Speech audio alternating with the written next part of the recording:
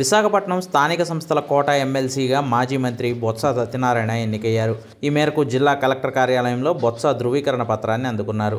ఎమ్మెల్సీగా బొత్స విజయాన్ని కోరుతూ వైసీపీ అధినేత జగన్ విశాఖపట్నంలో పలుమార్లు పర్యటనలు చేయగా రాజకీయ సిద్ధాంతాలను పాటిస్తూ వైసీపీ ఖాళీ చేసిన స్థానాన్ని వారికే వదిలేస్తూ ఎన్డీఏ కూటమి అభ్యర్థిని నిలబెట్టలేదు. దీంతో బొత్స సత్యనారాయణ ఎమ్మెల్సీగా ఏకగ్రీవం అయ్యారు.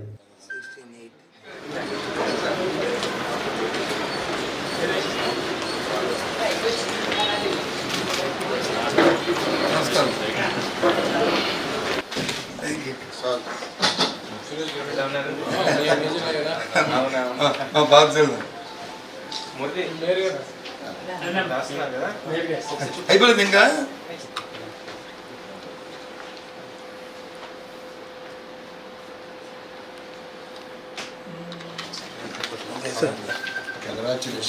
సార్ కొద్దిగా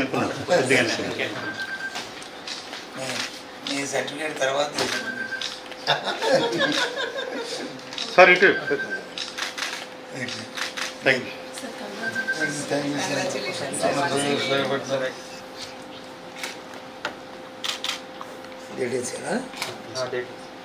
16/8/24